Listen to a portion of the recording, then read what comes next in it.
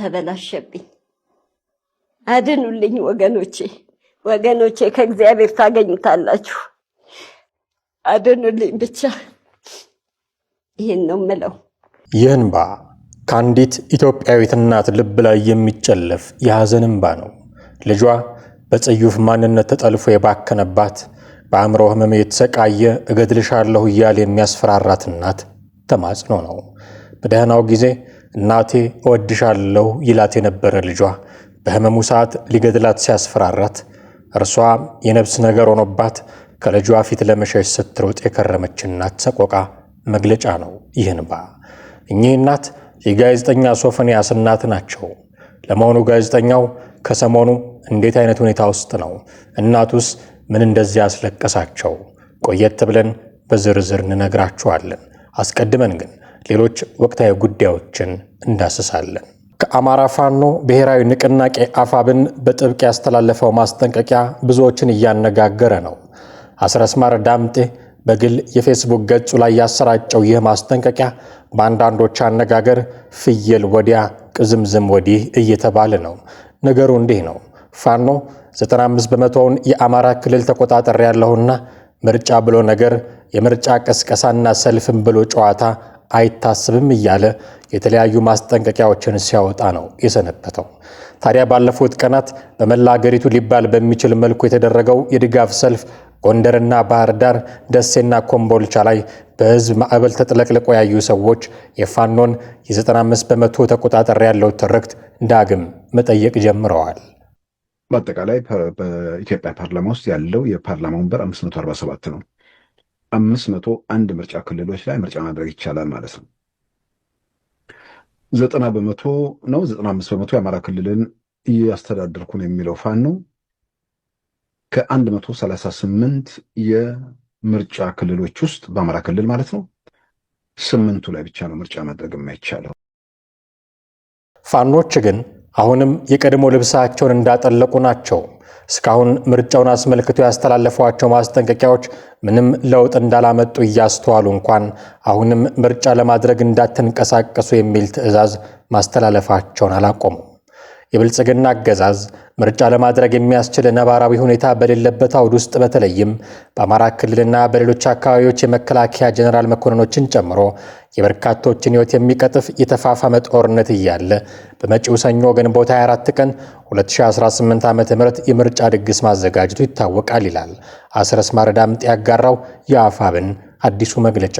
ሲቀጥልም አገዛዙ ምርጫውን ህዝቡን ባሳተፈ መንገድ እንደማያከናውንና የምርጫ ሂደትን ለማሳካት የሚያበቃ አንዳችም ቅድመ ሁኔታ ያልተሟላ መሆኑን ቢያውቅም ዓለም አቀፍ ማህበረሰቡንና ሌላውን ኢትዮጵያዊ ጭምር ለማታለል በአንዳንድ ከተሞች ይዞታውን ለማስፋት አዳዲስ የውጊያ ግንባሮችን በመክፈት ላይ ይገኛል ይላል። ይህንን ተከትሎም ከአገዛዙ ሰራዊት ጋር የሚደረጉ ውጊያዎች በበርካታ አካባቢዎች ከሌላው ጊዜ በባሰ ሁኔታ ተጠናክረው ቀጥለዋልም ይላል። ከዚህ በኋላ ነው የመግለጫው አንኳር ነጥብ የቀረበው።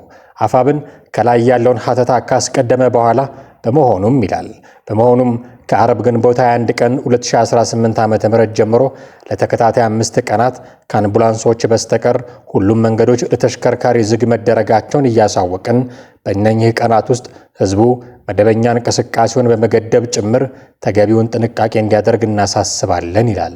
ለመሆኑ ይህ ቀጭን ትዕዛዝ እንደ ከዚህ ቀደሞቹ ትዕዛዞች ሁሉ ጆሮ ዳባ ልበስ ተብሎ ይታለፋል ወይንስ ለውጥ ያመጣል? በጋራ የምናየው ጉዳይ ነው። የፋኖና የመንግስት በመግለጫዎች የመነጋገር ጉዳይ ግን በዚህ የሚያበቃ አልሆነም። ማክሰኞ ዕለት በነበረው ሰፊ የድጋፍ ሰልፍ ላይ ባህር ዳር ዓለም አቀፍ ስታዲየም የተገኙት ምክትል ጠቅላይ ሚኒስትር ተመስገን ጥሩነህ የፋኖን ትግል የገለጹት መሐረቤን ያያችሁ በሚል የልጆች ጨዋታ በኩል ነው። መሐረቤን ያያችሁ የሚባል የልጆች ጨዋታ አለ። ልጆች ክብ ሰርተው ይቀመጣሉ። አንዱ የጨዋታው ተረኛ ይነሳና በኋላቸው ይዞራል። መሐረቡን የያዘውም በኋላ የሚደብቀውም ራሱ ልጁ ነው። እሱ ራሱ የያዘው መሐረቤን ያያችሁ ብሎ ይዞራል። ይባስ ብሎ ደግሞ ራሱ የደበቀውን መሐረቤን አያችሁ ሆይ ብሎ ይጠይቃል። ጎበዝ የገጠመን ትግል እንዲህ የመሐረቤን ያያችሁ የልጆች ጨዋታ ነው።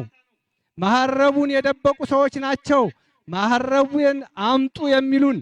ይህንን ለምን አትሰሩም? ይህንን ለምን አትገነቡም? ይህንን አታመጡም ይላሉ።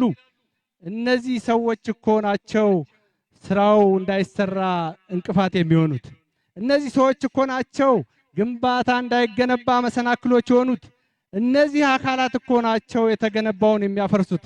በእርግጥ ቀላል የማይባሉት ሰላማዊ መንገድ መርጠው ከህዝባቸው ታርቀው በይቅርታ ገብተዋል። ለዚህ ደፋር እርምጃቸው አመስግኑልኝ። የጠላት መጫወቻ የባልቴት መተረቻ አያድርግህ የሚለው የሀገራችን ሽማግሌዎች ምርቃት ደርሷቸዋል። ቀሪዎችም በይቅርታ ለመግባት ግማሽ መንገድ ላይ ናቸው። የመመለሻ መንገዳቸው ሙሉ እንዲሆን እንመኛለን።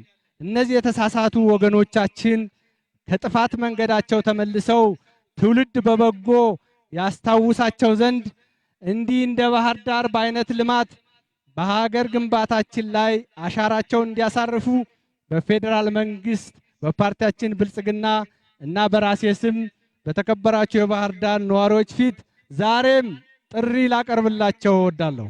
ለዚህ የምክትል ጠቅላይ ሚኒስትሩ መልእክት ቀጥተኛ መልስ እንዲሰጥ የሚጠበቀው ፋኖ ግን በገዛ ደጋፊዎቹ ዘንድ አቅሙ ስለምን ተዳከመ፣ ከትንንሽ ድሎች በቀር ስለምን ትልልቅ ነገሮችን ማሳካት ተሳነው የሚሉ ጥያቄዎች የሚነሱበት ለእርሱም ምላሾች የሚደመጡበት አካል ሆኗል። ይኸው ቋሚ ምስክሮቻችን ጋዜጠኛ መሳይ መኮንንና ኢንጂነር ይልቃል ጌትነት። ምናልባት የፋኖን እንቅስቃሴ በተመለከተ ብዙ ጊዜ እናነሳዋለን። ወዴት እያመራ ነው? በተለይ ከሚጠበቅበት ውጤት አንጻር አሁንም እዛው ባለበት እርግጥ የሆነ እንቅስቃሴ ላይ ነው ያለው። ተሻግሮ እስካሁን ከምናያቸው ትንንሽ ድሎች፣ ትንንሽ ሲባል እንደው ድሉን ለማሳነስ በሚል ሳይሆን ይሄ ስትራቴጂክ የሚባለው ያገዛዙን የጀርባ አጥንት አከርካሪን በሚሰብር መልኩ እንደዚህ አይነት ድሎች ያንን ማስመዝገብ ላይ አልደረሰም። አሁን በተለይ ስርዓቱ በጣም በተዳከመበት በዚህ ወቅት ላይ የፋኖ እንቅስቃሴ ገፋ ማለት ሲገባው አሁንም አንዳንድ መንደሮች ላይ የሚደረግ ጥቃት የተወሰኑ የአገዛዙ ክፍሎችን እንደዚሁ በማጥቃት ላይ የተመሰረተና የተገደበ ሆኗል። በቅርብ ሊያደርጉ የሚችሉትን አናቅም በሂደት ነገር ግን እስካሁን ያለው ትንሽ ወደፊት ገፋ ማለት ነበረበት የሚል አስተያየት ይሰጣልና እዚህ ላይ ምን ማለት ይቻላል? በእርግጥም ፋኖ 3 ዓመት ሆኖታል። በ3 ዓመት ውስጥ ከዚህ በላይ ማድረግ አለበት። ግን ምን ማለት ይቻላል? ይልቃል። ይሄኛው ምንድነው መሰለ በህዝብ ግንኙነት ደረጃ ያለውን ነገር እኔ ብዙውን ነገር ማወቅ አልችልም። ግን በእንደዚህ አይነት በህዝባዊ ንቅናቄ በሚደረግ ትግል ውስጥ ብዙ ሰው እንደሚለው ይሄ ክሊሼ የሆነ ቃል አለ፣ ስቴልሜት የሚሉት ነገር ማለት ነው። አንድ ስቴልሜት ማለት በሁለቱም በኩል ያለ የፖለቲካ ኃይል ወደ የትኛውም ደረጃ ማደግ አልችል ብሎ እንቅስቃሴው ባለበት ሲረጋ ማለት ነው። ነገር ግን በፋኖ እንቅስቃሴ ውስጥ ካየሁት በዚህ 3 ዓመት ውስጥ ከህዝባዊ ንቅናቄነትና ባልተደራጀ ሁኔታ በተበታተነ ሁኔታ የተጀመረ ትግል አሁን ጀነራሎችን እስከ መደምሰስ ድረስ ይሄድ ከዛ በኋላ ከየአካባቢው የነበረ በህዝብ በጥቃት ሲፈጸምበት የህልውና ትግሉን ለማድረግ ከየአካባቢው ፕሮፌሽናል ያልሆነ አካል እርሾ ያለው አመለካከት ያለው የተወሰነ ይህንን ነገር በሐሳብም የሚመራ መነሻ የሚሆን ነገር እንዳለ ሆኖ ግን በአጠቃላይ ከመንግስትም እየከዳ በራሳቸውም በውስጥ ራሳቸውን እያጠነከሩ አዳዲስም ምልምል እያደረጉ አደረጃጀታቸውንም ደግሞ ከነበረው ከተበታተነ ሁኔታ ወደ አንድ ነገር እያመጡ የሄዱበት ሁኔታ ነው ያለው። ከዛም አለፉና ደግሞ ከሌሎች የኢትዮጵያ ኃይሎች ጋር ትግላቸውን የሚያቀናጁበትን ነገር ጨምረው ከዛ ደግሞ ቀጠናዊ ሚዜት ያለው ነገር በማድረግ ነው እና በዚህ ረገድ ውስጥ ስታየው ጊዜ በሄደ ቁጥር እዛው ላይ የቆመ እንኳን ነገር የለም። በየጊዜው ስልጠና አለ፣ በየጊዜው ድል አለ፣ በየጊዜው ያደረጃጀት ብቃት አለ፣ በየጊዜው ደግሞ ከራሳቸው አልፈው ከሌሎች ጋር እንዴት እንደሚሰሩ የምታየው ነገር አለ። አሁን ዛሬ ትናንትና ተፈጽሞ ዛሬ ቀብሩ ተፈጸመ ያልከውን ጥቃት በተመለከተ የጀነራሉን አሁን እንግዲህ የምነግርህ ከአራቱ ክፍላተ ሀገሮች ወጥቶ እንደገና አማራ በየትኛውም ቦታ ያስቸኳይ ጊዜ አዋጅ ታውጆበት በሚገደልበትና በሚሳደድበት ቦታ ሁሉ የደህንነት መረጃ አግኝተው እዛ አካባቢ ያለውን እንቅስቃሴ ያንን ደግሞ ለመቀልበስ የሚችል ሰው ሰልጥኖ ተደራጅቶ የደህንነት መዋቅር ፈጥሮ ይሄንን ውጤት ማድረግ ማለት እኮ ከባድ የሆነ ትልቅ እንትን እኮ ነው ማለት ትልቅ የእድገት ሁኔታ ነው ያለው። ስለዚህ ይሄ በሂደት ትግል እንግዲህ ኦቨርናይት አይቋጭም። የራሱ ናቹራል ፕሮሰስ አለው። በዛ ደረጃ በሚሄደው ነገር እጅግ ብዙ ሁኔታ ሄዷል። ኢንጂነሩ ፖለቲከኛ የመሳይን ፋኖ ተቀዛቅዟል የሚል ግምገማ ባለመቀበል ፋኖ እያደገ ነው የሚል ማብራሪያ ቢሰጥምና በቅርቡ ሁሉ ነገር አልቆ መንግስት መሆን እንችላለን አይነት ዜማ ቢያቀረቅንም ነገሩ ልደቱ አያሌው ይህን መንግስት ያለውን ድጋፍ ማንም መንግስት ኖሮት አያውቅም፣ የጀመረውን ቤተ መንግስት ጨርሶ ይኖርበታል ሲል የተናገረውን ትንቢት የሚያስታውስ ነው። ወይል ቅድም ተናግሬ ነበር። እስካሁን በታሪክ ካየናቸው መንግስታት ሁሉ ይሄ መንግስት ከፍተኛ የሆነ የህዝብ ድጋፍ ያለው መንግስት ነው። ቀላል የማይባል የህዝብ ድጋፍ እኔ አንዳንድ ሰዎች አሁን ከዚህ ክረምት አያልፍም ይሄ መንግስት ይሉኛል። ድንግጥ እላለሁ። እኔ እንደዛ ብያለሁ። እኔ ቁርጣችሁን ወቁ ብዬ ተናግሬያለሁ። ስለተመኘን አይደለም፣ ገመናውን መጥፎነቱን ስላወራን አይደለም፣ ስለፈለግን አይደለም። በፍላጎትና በምኞት የሚሆን ነገር የለም። የጀመረውን ቤተ መንግስት ጨርሶ ይኖርበታል። ይህ እነ ልደቱ አያሌው ሳይቀር ከራሱ ከኢትዮጵያ ልትፈርስ ነው ከሚል ትንቢቱ ጋር እየተጋጨ ገና ረጅም ዓመት የሚያስተዳድር ነው የሚልለትን መንግስት ለመጣል ስሙ ጽምዶ የተባለ ቀጠናዊ ትስስር ከሰሞኑ መነጋገሪያ ሆኖ መቆየቱ አይዘነጋም። እድሜ ላንዳርጋቸው ጽጌ ይሁንና እናም ይህ ጽምዶ ይሉት ጥምረት ያሻውን እያለ ውሎ ቢያድር አይመለከተንም፣ ኢትዮጵያን ለመውጋት መሬት ላይ የወረደ ስራ መስራት በጀመረ ቅጽበት ግን እንደ ሰም እናቀልጠዋለን ሲሉ የመከላከያው ከፍተኛ ጀነራሎች ከሰሞኑ መናገራቸውም የአደባባይ ምስጢር ነው። ኢንጂነር ይልቃል ግን ይህ ጽምዶ የተባለ ነገር በእርግጥም መሬት ላይ ስራዎችን እየሰራ ነው ባይ ነው። አንተ ቨርጂኒያ ሆነን የሜሪላንድ ሆነን ነው የምናወራው አሁን አይደለ? እና መሳይና ይልቃል አንድ ላይ ሆነው ከታገሉን ድራሻቸውን ነው የምናጠፋቸው አለ እንደምትለኝ ነው። አሁን ስራችንን እየሰራን ነው አይደለ? አንተ ሜሪላንድ ነው ያለው፣ ማን ነው የሜሪላንድ ነኝ፣ አንተ ቨርጂኒያ ነው ያለው። እና ይሄንን እንደማለት ነው የእሱን ንግግር ማየው። ህወሓት የጊዜያዊ አስተዳደሩ ፈርሶ ራሱን ችሎ መንግስት ሆኖ መጥቷል። የኤርትራና የህወሓት ግንኙነት በይፋ ታውቆ ህወሓት ለኤርትራ የነጻነት በዓል መግለጫ በአደባባይ በህወሓት በድርጅቱ መንግስቱ ነው እያስተዳደረ መግለጫ ሰጥቷል። የኤርትራ መንግስት ፕሬዝዳንት በትግራይ ውስጥም እየተጨፈጨፉ ነው ብሎ ፕሬዝዳንት ኢሳያስ ራሳቸው መግለጫ በቅርብ ጊዜ ሰጥተዋል። የአማራ ህዝብ እየደረሰበት ያለውን የህልውና ትግል ለሚያደርገው እንቅስቃሴ አክብሮት አለን፣ ድጋፍ አለን ብለው ዶክተር ደብረጽዮን በአደባባይ በመግለጫ በትግሬኛ በህዳር 11 የድርጅታቸው ምስረታ ቀን ሲያከብሩ በይፋ ተናግረዋል። የፋኖ ኃይሎችም በሚገባ ከማንኛውም ኢትዮጵያ ውስጥ በተደራጀ ኃይልም ሆነ ከቀጠናው የህልውና ትግላችን ለማድረግና መንግስት ለማስወገድ እንሰራለን ብለዋል። እና መቼ ነው አብረው ሲመጡ የሚለው ምንድነው ማለት ነው? ይሄ አይገባኝም ነው ብለው ኦልሬዲ መጥተዋል፣ እየታገሉ ነው፣ እየሰሩ ነው። ይሄንንም በፖለቲካ ንግግር እንግዲህ የህወሓት መሪ ዶክተር ደብረጽዮን ከተናገረ፣ የኤርትራ መሪ ፕሬዝዳንት ኢሳያስ ከተናገሩ፣ የፋኖ አመራሮች በይፋ ከተናገሩ፣ ኦኤልኤ በይፋ ከተናገረ እና ይሄንንም እያደረጉት እንደሆነ ከሆነ እኔ ከዛማ የጎጃሙ ፋኖ ትግራይ ሄዶ ሊያገኘው ነው ወይስ ምንድነው? አልገባኝም። ወይም የቢዛሞ ፋኖም እኮ ቢዛሞ ነው የሚታገል እና ቢዛሞ ያለው አደረጃጀትና ጎጃም ያለው ከተገናኘ ግንባሩን ልለዋለሁ አለ እንደምትለው ነው። እና የፖለቲካውም የወታደራዊውም ነገር እየተቀናጀ እንደሆነ ይታወቃል። የዚህ ጽምዶ መሪ ተዋናይ ሆኖ የሚነገርለት ህወሓት ደግሞ በመሳሪያ ላንቃ አስፈራርቶ ባፈረጠመው ጉልበት ተጠቅሞ ከስልጣንም ገለል ያደረጋቸውን ሰው የት እንዳሉ ባንደበቱ በኩል ተናግሯል። አሁን ሌፍተናንት ጀነራል ታደሰ ወረደ የት እንዳሉ ታውቋል።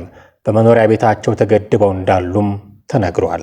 ጀነራል እገሌ ነኝ 50 አለቃ እገሌ ነኝ ብለህ ግን ትግራይ ላይ እንደዚህ አይነት ጨዋታ አትጫወትም ነገር ነው። በጣም ሃምብል ሆነን የጀመርነው ሃምብል ሆነን እኔ ለምሳሌ ሃምብል ሆኜ ነው የጀመርኩት። ተዋል ነው። ከዛ ውሾች አለ አሁን ቤት ቆምስለኛ ራሱ ማንም ቁጭ በል ሳይለው ቤት ቆምስለኛ ነው ቤት የሚውለው። ማንም አላሰረውም። ግን አይወጣም፣ ከበራ አይወጣም። ውስጥ ገብቶ የሚወጡ ልጆቹ እነሱ ናቸው። ያው ካርታ ይወዳል ከድሮ ነው። ችግር የለባቸው እነዚህ።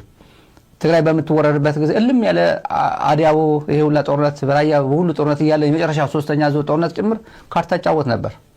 ያውቃሉ ጓደኞቹ። ግድ የለውም እዚህ ሚዲያ ስለሚደብር ከዚህ በኋላ የሰው አጀንዳ እናደርገው ብለን ካርታ አሁንም ካርታ ላይ ነው የሚውለው። ካርታ፣ ቡና፣ ሲጋራ፣ ምግብ፣ ከዛ ውጭ የለም። በር መውጣት የለም። ክቡራትና ክቡራን አሁን በመግቢያችን ላይ ወዳነሳነው ጉዳይ እናልፋለን። ጋዜጠኛ ሶፎንያስንና ወላጅነቱን ስለሚመለከተው ጉዳይ ተበላሸብኝ። አድኑልኝ ወገኖቼ፣ ወገኖቼ ከእግዚአብሔር ታገኙታላችሁ። አድኑልኝ ብቻ፣ ይሄን ነው የምለው። እናት እንዲህ እያሉ ነው፣ ከፈጣሪ ታገኙታላችሁ፣ ልጄን አድኑልኝ። ጋዜጠኛ ሶፎንያስ ዋሲሁንን በተመለከተ በማህበራዊ ሚዲያ በተለይም በፌስቡክ ገጹ እናቴ ሰላም እየጠፋችብኝ ሞተችብኝ በሚል ያሰራጨውን መረጃ ተከትሎ እውነታውን ለማስረዳት እናቱ እትዬ ሰላማዊት ጥሩና ታላቅ እህቱ ፍቅርተ ዋሲሁን አደባባይ ወጥተዋል። እናቱ እትዬ ሰላም በሕይወት መኖራቸውንና ጋዜጠኛ ሶፎንያስ በአሁኑ ሰዓት ያለበትን እጅግ አሳሳቢ የጤና ሁኔታ አስመልክቶም ማብራሪያ ሰጥተዋል። ሶፎንያስ እናቴ ጠፋችብኝ ቢልም እናቱ ግን ከልጃቸው የአእምሮ መታወክና ሊሰነዘርባቸው ከነበረው ጥቃት ራሳቸውን ለማዳን ሲሉ ብቻ ከቤት ሸሽተው መውጣታቸውን ይናገራሉ። ከዚህ ቀደም የነበረበት የአእምሮ ህመም አገርሽቶበት ከሕክምና ተቋም ካመለጠ በኋላ በገዳም ቆይታው መድኃኒት በማቋረጡ ምክንያት ሁኔታው ይበልጥ ውስብስብና ከአቅም በላይ ሊሆን ችሏል። ከቀናት በፊት በቤት ውስጥ በሩን ቆልፎ ንብረት ያወደመ ሲሆን የቤት አስቤዛዎችን በመድፋትና ዘይት በማንተክተክ የቀረበኝን ሰው እገድላለሁ በማለቱ ፖሊሶች መስኮት ሰብረው በመግባት ሊቆጣጠሩት እንደቻሉ ተገልጿል። የሶፎንያስ እናት ልጃቸውን የትዳርና የልጅ ባለቤት ሆኖ ለማየት እንጂ እንዲህ አይነቱ ፈተና ላይ ይወድቃል ብለው እንዳልጠበቁ ገልጸው የኢትዮጵያ ሕዝብ ልጄን ያድንልኝ ይታደግልኝ ብለው በእንባ ጭምር ተማጽነዋል። ተበላሸብኝ፣ አድኑልኝ ወገኖቼ፣ ወገኖቼ ከእግዚአብሔር ታገኙታላችሁ። አድኑልኝ ብቻ፣ ይሄን ነው የምለው። በእውነት ነው የምልሽ፣ በጣም ከባድ ነው። እኔ እስከ ህይወቴ መጨረሻ የእሱን ደህንነት ካላወቅኩኝ እዛ ቤት አልገባም። ድንገት ቢመጣብኝ ይገለኛል። ለምን እያወቅኩ ለምን ልሙት? ሰው እንደሆነ ጎረቤትም አያድንሽም። ስለዚህ ህይወቴ እንትን ብል ይሻላል ብዬ ራሴን አድኛለሁ። ለጊዜው ላለመታየት ደኝ ቀጥታ እንደሚገለኝ። ለምንድን ነው እርሶን ሲያይ ህመሙ ነው? ምንድን አፉ ላይ እናቴ ይለኛል፣ ለማመጥ ይለኛል። ይሄ ውሸት ነው። በቃ እሱ እኔን ወይ ለመግደል ወይ እሱም ራሱን ለማጥፋት ነው። በቃ የመጣበት ሰይጣን ማለት ነው ላዩ ላይ። ስለዚህ እኔ ራሴን ማምለጤ ትንሽ ይሻላል ብዬ ነው የማስበው። አሁን ሰው ሁሉ የሚለኝ ምንድን ነው? ራስሽን አድኝ፣ ራስሽን እንትን በይ በቃ አልብሶ የልደቴ ፕሮግራምን ለማዘጋጀት እሱ ሁሉ ታሪክ በጣም የሚያሳዝን። እኔ አላውቅም ግን መክረነዋል። ያንቺን እንትን እንደዚህ እኮ አይደለም ያሳደግሽኝ እናቴ፣ ያንቺን ነገር ከፍላለሁ እንደዚህ፣ ይሄ በትንሹ አይደለም ያንቺ ውለታ። የዚህ የሰሞኑ ክስተት መነሻ ጋዜጠኛ ሶፎንያስ ባይፖላር ዲስኦርደር በተባለ የአእምሮ ህመም ምክንያት ክትትል ላይ መሆኑን ይፋ ማድረጉ ነው። ጋዜጠኛ ሶፎንያስ በአሁኑ ወቅት አስቸጋሪና አሳሳቢ ከሆነው የባይፖላር ዲስኦርደር አእምሮ ህመም ጋር እየታገለ መሆኑንና በሕክምና ክትትል ላይ እንደሚገኝ በይፋ አስታውቋል። ጋዜጠኛው ይህንን ግልጽ መረጃ ለህዝብ ያጋራው ማህበራዊ ሚዲያ ላይ ባስተላለፈው መልእክት ሲሆን የሥራ ባልደረቦቹን አድናቂዎቹንና መላው ቤተሰቡን በሐሳቡና በጸሎት ከጎኑ እንዲቆሙ ጠይቋል። ይህንን አስቸጋሪ ወቅት በበሰለና በቁርጠኝነት ስሜት እየተጋፈጠው መሆኑን የገለጸው ጋዜጠኛ ሶፎንያስ ሕክምናውን በጥንቃቄ እየተከታተለ እንደሚገኝና በአምላክ እገዛ እንዲሁም በሕክምና ባለሙያዎች አጋዥነት ይህንን ጊዜ እንደሚያልፈው ሙሉ እምነት እንዳለውም ገልጿል። በርካታ የማህበራዊ ሚዲያ ተጠቃሚዎችና ወዳጆቹም ለአርቲስቱና ጋዜጠኛው ያላቸውን አድናቆትና ፍቅር በመግለጽ ፈጣን ማገገምን እየተመኙለት ይገኛሉ። ቁጥራቸው ቀላል የማይባሉት ደግሞ ሶፎንያስን ከተንቀሳቃሽ ስልክ ማራቅ እንደሚገባ ምክር በመስጠት ላይ ናቸው።